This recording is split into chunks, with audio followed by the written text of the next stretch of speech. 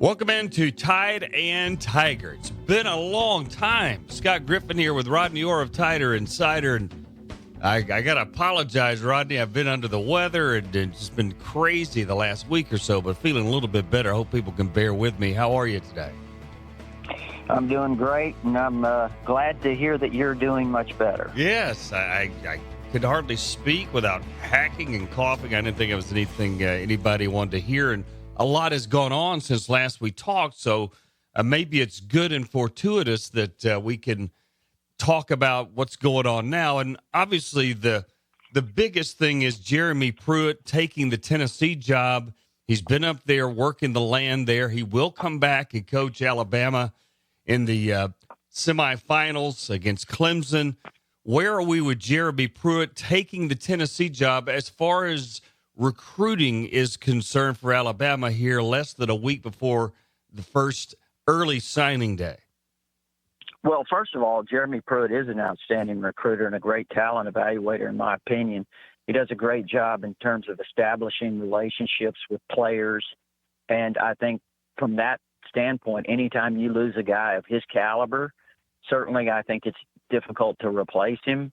But Nick Saban has always done an outstanding job, as you know, Scott, of filling the spots that he has. He's done that very well. So, we'll see how that shakes out eventually when those spots are filled on this staff, including the one that Jeremy Pruitt is leaving behind. And of course, there is the 10th assistant position that is being added this year, so that would be another one that Nick Saban will fill eventually. But as far as how it impacts immediately in this recruiting class, I think obviously the first one that jumps out to you is Pensacola Escambia wide receiver / athlete Jacob Copeland, who was originally committed to Florida. I think he committed there. He felt like he had an opportunity for early playing time versus Alabama. And then once that fell apart with Jim McElwain's resignation, firing, whatever happened down there, I think the next step was, where would Copeland end up? And Alabama was the team that everybody expected. I think he was, to be honest with you, from what I heard privately, committed to Alabama. And a lot of that was due to his relationship with Pruitt. And now the word is that I'm getting from Pensacola that Copeland will follow Pruitt to Tennessee. Now, the next question is J.J. Peterson, the great linebacker from Colquitt County, Moultrie, Georgia, who plays for Rush Probst down there, of course, the former famous head coach there at Hoover High School and now down there at Colquitt County, who has a great relationship with Jeremy Pruitt. Of course, Pruitt coached under him at Hoover before he came to Alabama. So the question is, will J.J. Peterson follow Pruitt to Tennessee, or will he likely end up at Alabama, as everyone expected all along? Nick Saban now supposedly in charge, holding to the recruitment of holding himself on the recruitment of J.J. Peterson, kind of taking that over himself. So we'll see what happens there, Scott, with J.J. Peterson. But he was a big part of Alabama's defensive plans in terms of the recruiting of inside linebackers. So if he follows Pruitt, that would be two really what I would consider outstanding prospects that it appeared Alabama would get, who, following Pruitt certainly would be a bit of a blow to this recruiting class if both of them happen. So what is the understood decorum here? Every man for himself? I mean, once you take a job to another school, yet you're coming back to coach for Alabama in the semifinals. You know what I'm saying? So what's Right. the way to handle this? Mm-hmm. Well, I mean, again, I think when you look at it, you go back to Kirby Smart. I mean, when he left a couple of years ago, he did maintain his duties here while coaching in the playoffs. But at the same time, he has a program at Georgia that he's allotted time to recruit for, same as what we're seeing right now with Jeremy Pruitt. And, you have to understand that Jeremy Pruitt's going to recruit guys that he was recruiting at Alabama. There's been several that have been offered. Jerome Ford is a running back that Alabama's recruited very hard.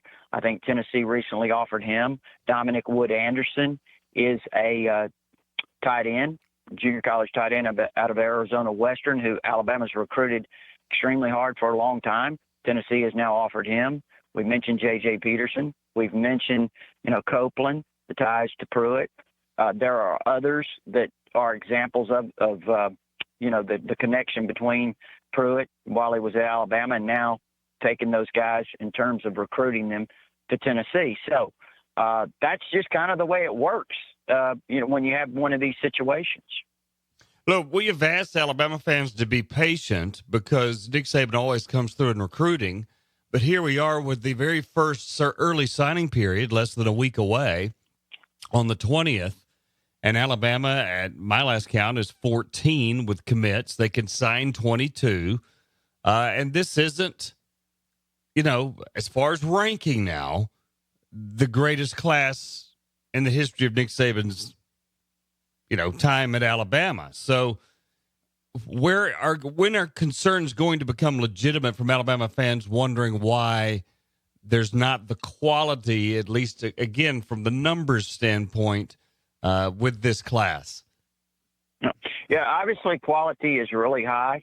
If you look at the guys they have committed and based on what their ratings are, I think you would see Alabama's got a top 3 class. Now, that's the quality. You mentioned the quantity. Obviously, there are several guys that Alabama's still highly involved with that will make a great difference in this class. I don't really know exactly all the ratings based on the different services out there. I think the general composite of all of them is roughly Alabama's now around number 10, somewhere like that. So when you look at what there's out there to finish with for Alabama, you could possibly see a top 5, 4, 3 class, maybe, depending on how it all shakes out. And if that happens, obviously there's not much to complain about. I think that Alabama's going to finish strong. There's a lot of competition out there, Scott. Now, things are changing.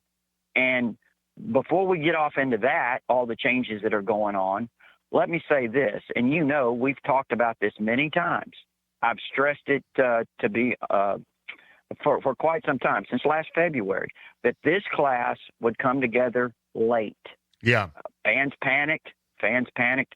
But look, things change over the recruiting process. Fans must understand that these schools continue to recruit these players throughout the process.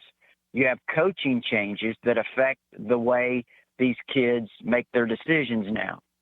So I think that some of these early commitments, all of this early lean stuff in the summer, some of that is good.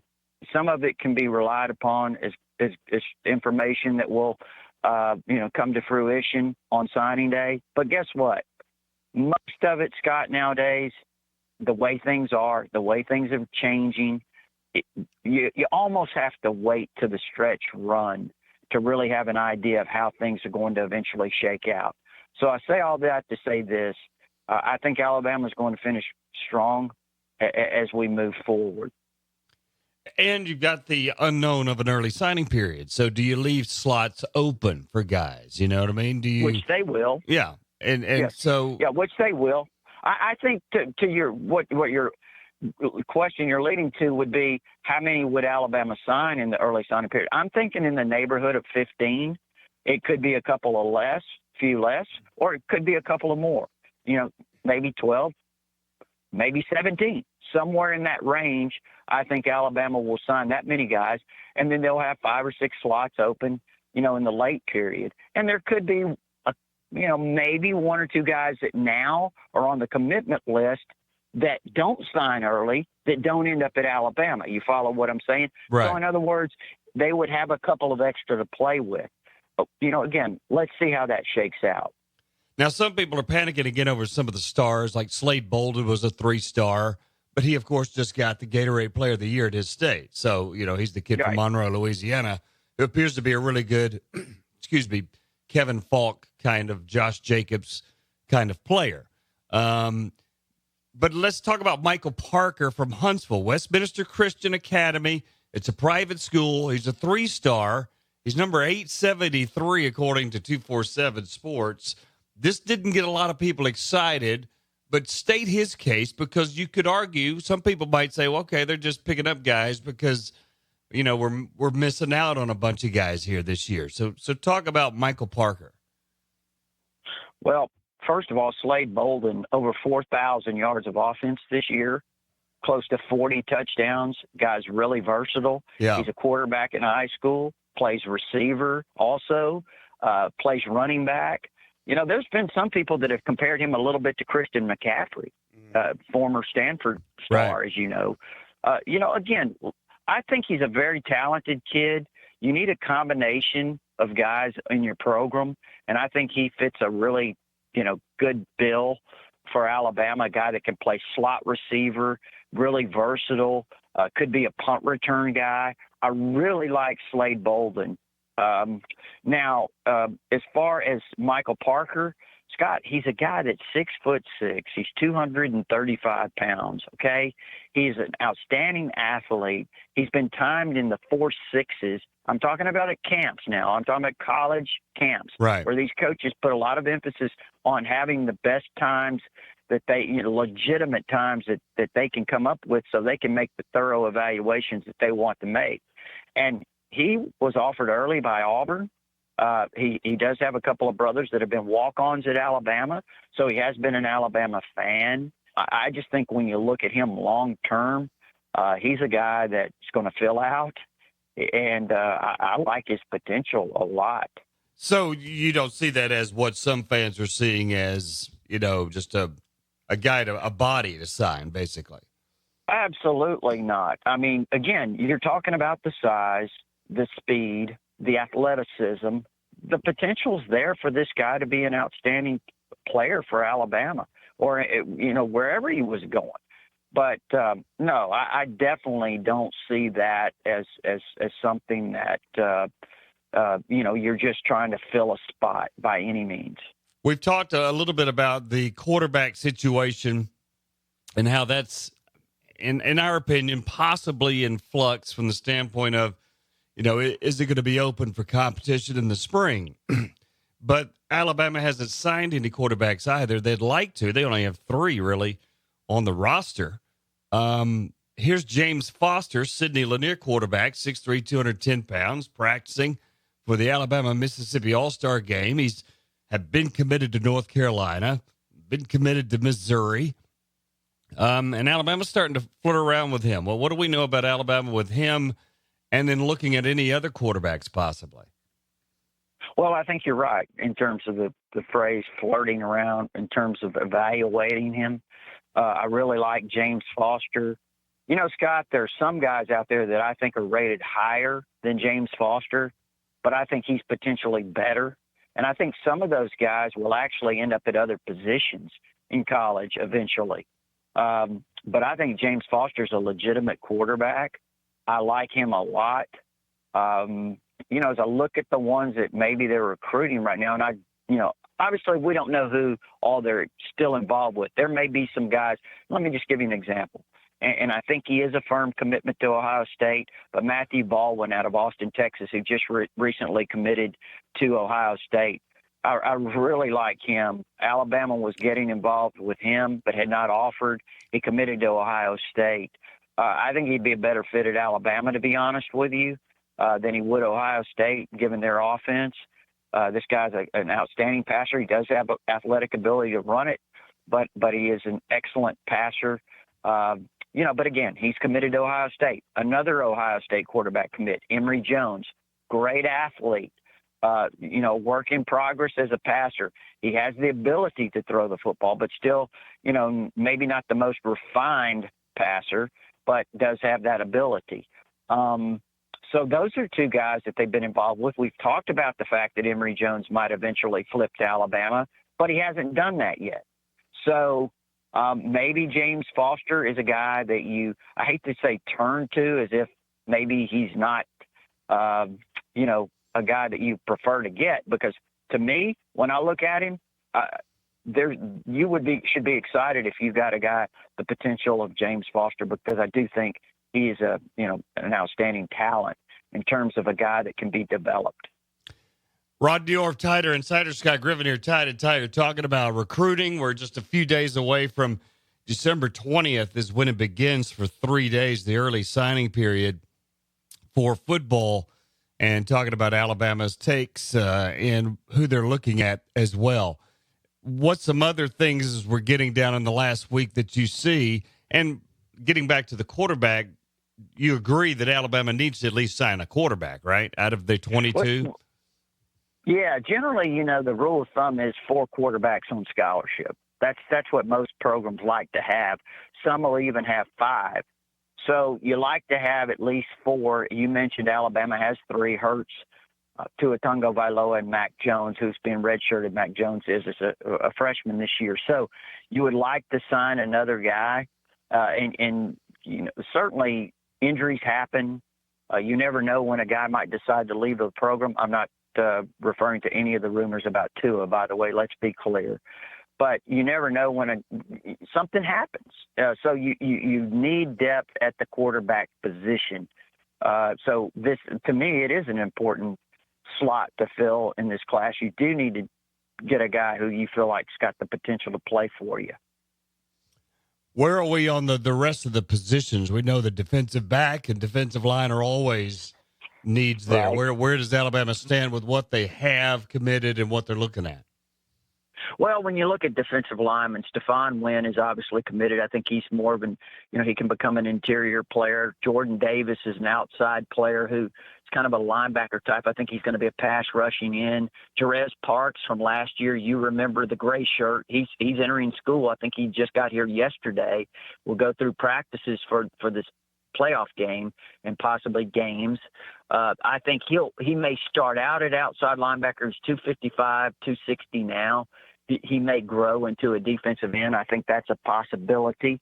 Now, going forward, I still think Alabama's in the mix strongly with Bobby Brown, who's committed to Texas A&M out of Arlington, Texas. I think, based on some things I've heard, that Tosh Lapoy, who is recruiting him, feels pretty confident that he has a good shot to flip him. Again, we'll see what happens there with Bobby Brown. Christian Barmore visited last weekend. He's out of Philadelphia, Pennsylvania. He's got one of the more fast-rising defensive linemen around the country. Is Christian Barmore. He's about 6'6", 290. Reminds me of, in some ways, of Raekwon Davis coming out of high school a couple of years ago. And Barmore visited Alabama this past weekend. I think Alabama's, as we speak right now, I feel really confident about Alabama's chances, but he may visit Georgia in January, so that could kind of shake things up. Let's see what happens with Christian Barmore. Billy Farrell, I think I've mentioned him maybe on one of our past podcasts. He's a guy out of Fordyce, Arkansas. You know where that is, the home of Bear Bryant. Scott, I like him. He's 6'3", he's 330. He's a guy that reminds me of a young Anthony Bryant coming out of high school. You remember the defensive lineman that played here and went on to the NFL. Strong interior player, is a really fantastic athlete for a big guy. Scott, he even plays tailback on offense at times, and you ought to see this guy. It's kind of funny watching him as a running back at 330 pounds put a spin move on somebody, but that just kind of speaks to his athleticism. So I really like Billy Farrell. He's visiting UCLA, I think, this weekend. Alabama's in the mix there. Malik Langham was recently offered a week or two ago out of Huntsville Lee, 6'5", 270. He's another guy that I would compare coming out of high school a little bit to the potential of Raekwon Davis. Tyler Friday out of Don Bosco out of Ramsey, New Jersey. He's supposed to visit this weekend. He's another guy to keep an eye on. So they have some guys they're still in the mix with on the defensive line. I think they've got a chance to finish really solid there.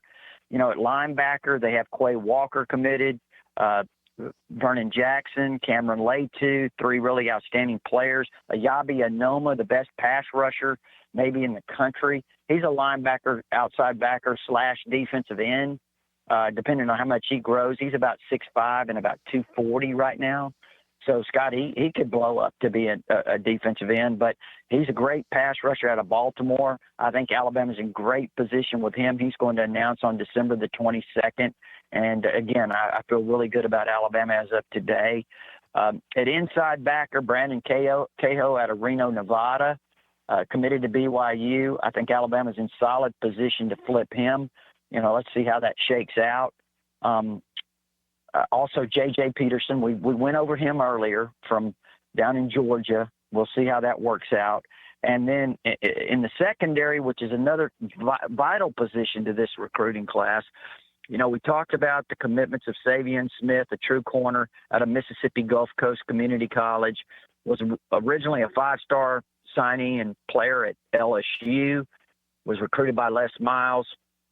When they went through the coaching change with Ed Orgeron, Smith decided to leave the program, transferred to Mississippi Gulf Coast back in June. So he's committed to Alabama. Nadab Joseph, also a former LSU commit out of Miami, Florida, could play corner, could play safety, showed that versatility at Alabama's camp back in the summer. So he's a big pickup as well. Jalen Armour Davis was the first secondary player to commit to Alabama out of Mobile, St. Paul's. He committed quite a while back. Solid commitment, outstanding player, a lot of versatility, could play corner, could play star, could eventually become a safety, really good athlete.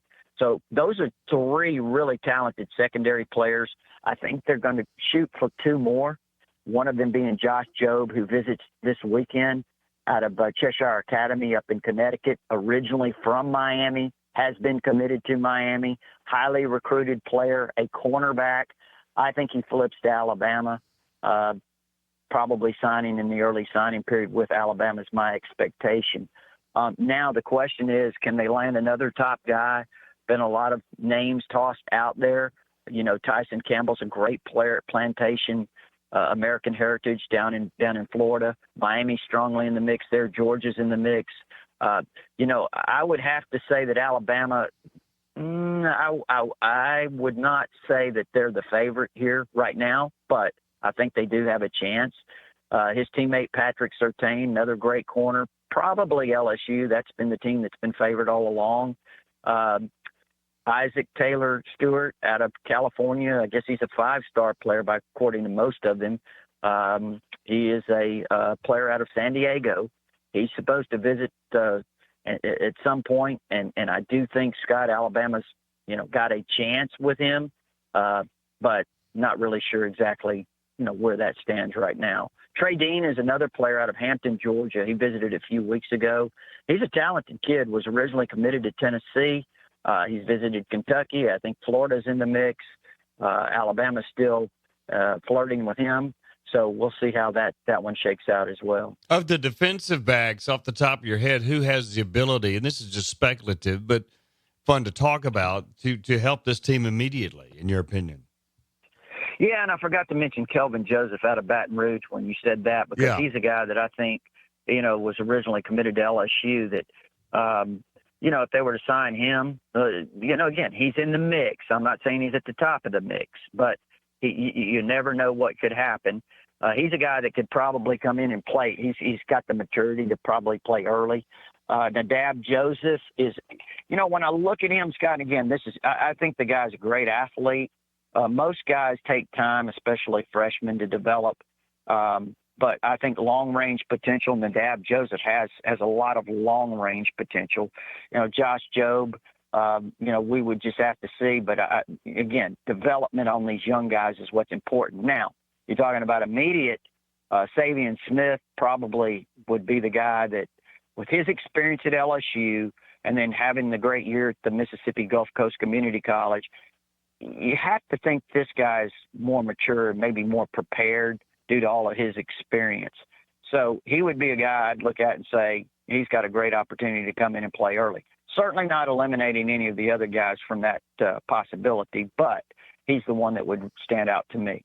Finally, as we wrap up, Rodney, has it helped that Alabama, it's going to sound like an odd question, did not play in the SEC championship game and was able to get out and do a lot more recruiting in the last few weeks, in your opinion?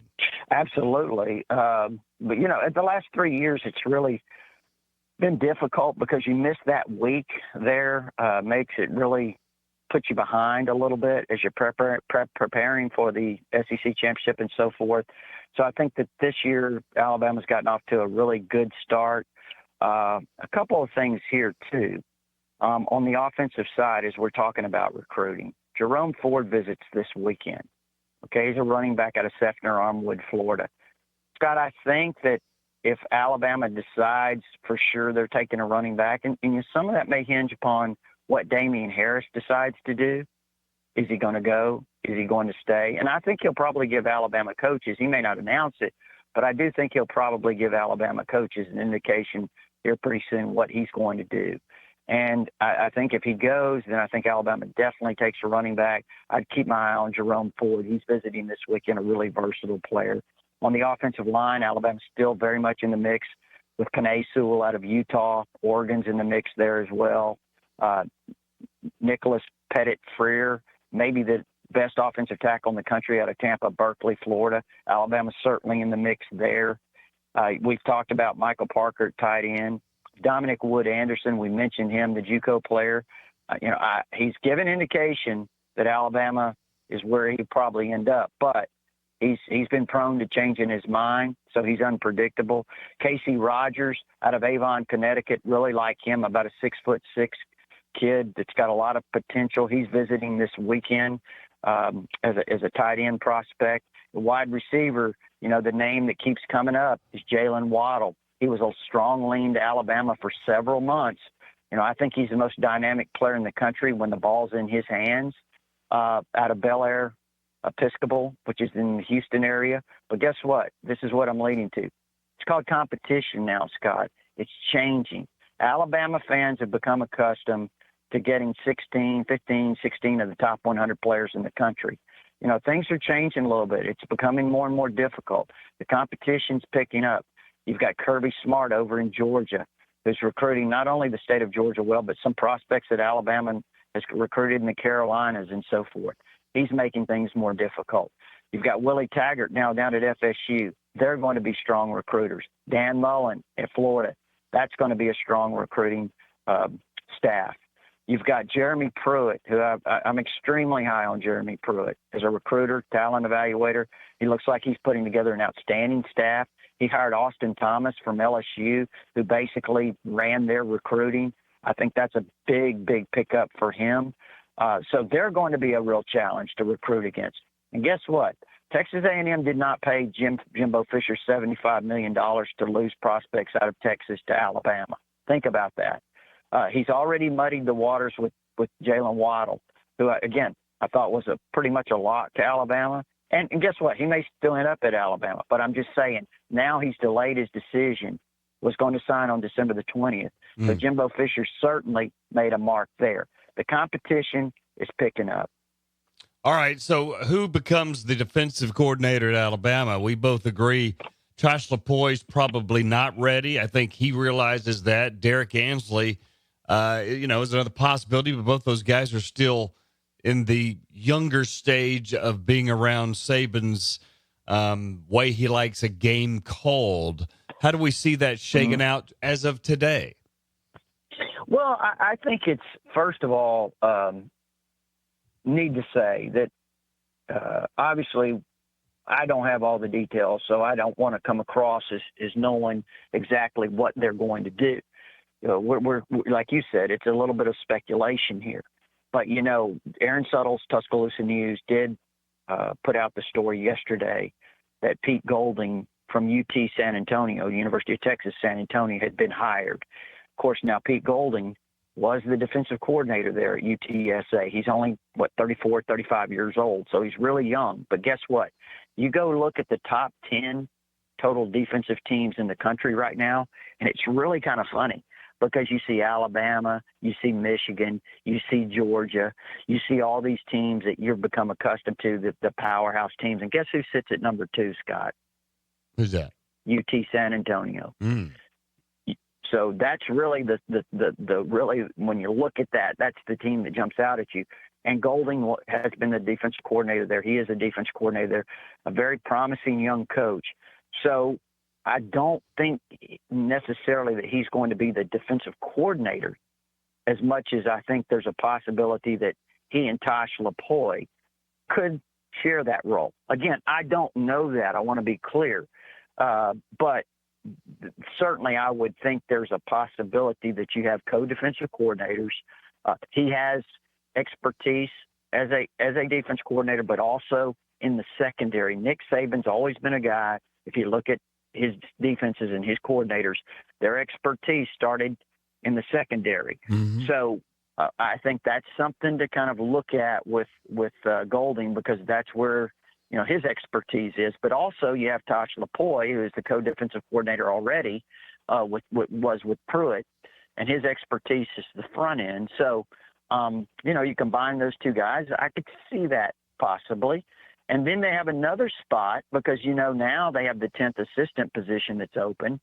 And when you look at that, Chris Partridge from Michigan, he's an inside linebackers coach. Scott, in 2016 and 2017, he was the National Recruiter of the Year.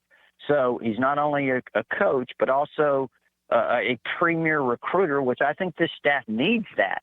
I think especially when you lose Jeremy Pruitt, you need guys who can step in and recruit.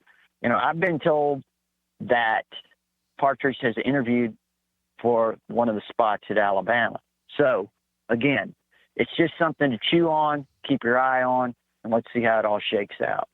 And, of course, Golding is a native of Louisiana. That always helps as far as recruiting there, you know, and has coached at Southern Miss.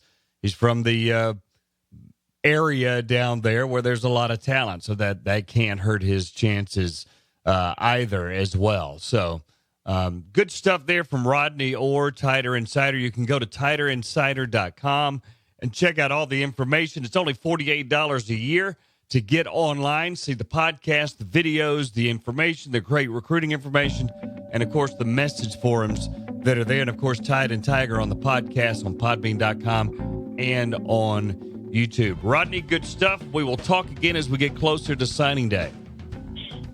Hey, Scott, appreciate it. Don't forget, practice starts tomorrow. First practice as they start the preparations for Clemson. There you go. We'll see you there. Then, for Rodney Orr, Scott Griffin saying so long for Tide and Tiger with a recruiting update here as we're less than a week away from signing day.